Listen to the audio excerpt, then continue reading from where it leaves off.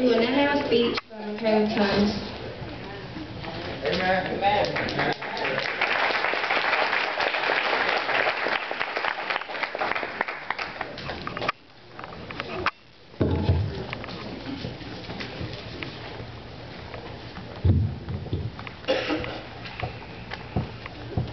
Good morning. Good morning. The topic I have chosen to expound upon is the necessity for change. It's been said that stupidity is doing the same thing over and over and expecting to get a different outcome. For scientists to repeatedly mix 2 parts hydrogen and 1 part oxygen and expect to get something other than water is at best amateurish, or what some would call stupid. For a physician to routinely prescribe an aspirin for a deadly, contagious disease and wonder why it keeps spreading, no doubt would be sued for malpractice. Stupid.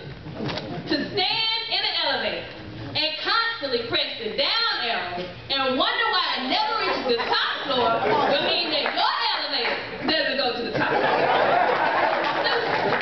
Yes, as Americans, every 4 years, we meander down to the voting polls with our gullible selves and vote for the same type of cookie-cutter politician and hope that America improves. Essentially electing the same candidate, just in a different guise. Sure, the names may change, but they essentially have the same platform. Sure, the party may be different, but they many times have the same ideology.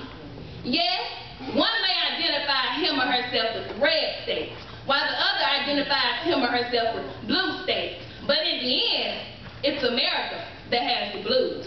I conclude that we need to change. We need to do something different in order that we may obtain different and more favorable results.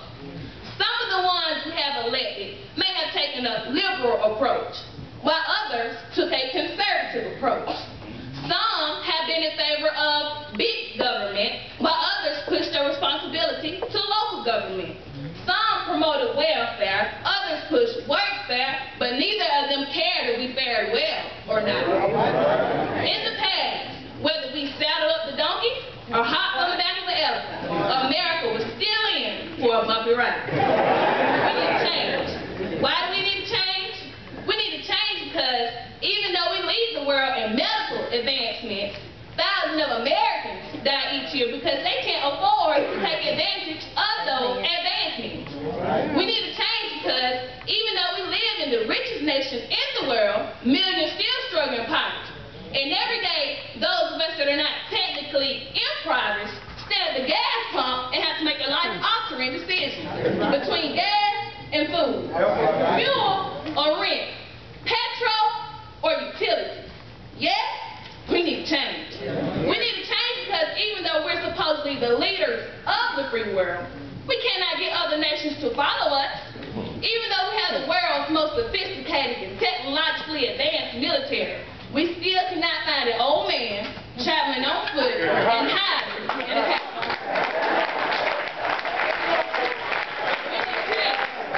And even though we live in the land of the free and the home of the brave, we now find ourselves stuck in them prison in the war that's foolhardy to stay in, yet we're too proud to pull out of it. Moreover, we have a constitution that's supposedly of the people, by the people, and for the people. Yet, a small elitist group known as the superdelegates in the electoral college still has the right to overturn the populist vote of the people and nominate and elect whom they will. We need to change.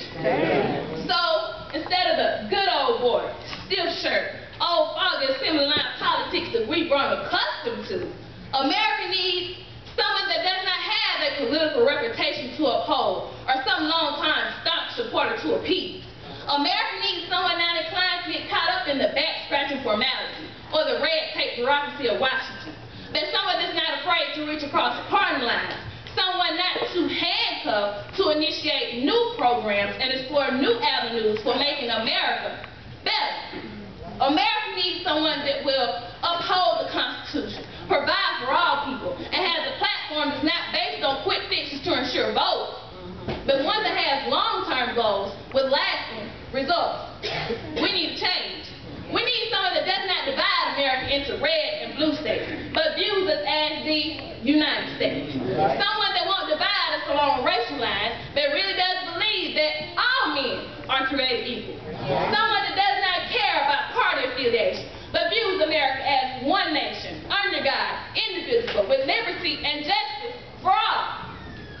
So, this November, let's not stand in the elevator and press the down arrow, hoping to reach the top floor. Let's press the change button so that we will have better results. And we can do it. Yes, we can. Thank you.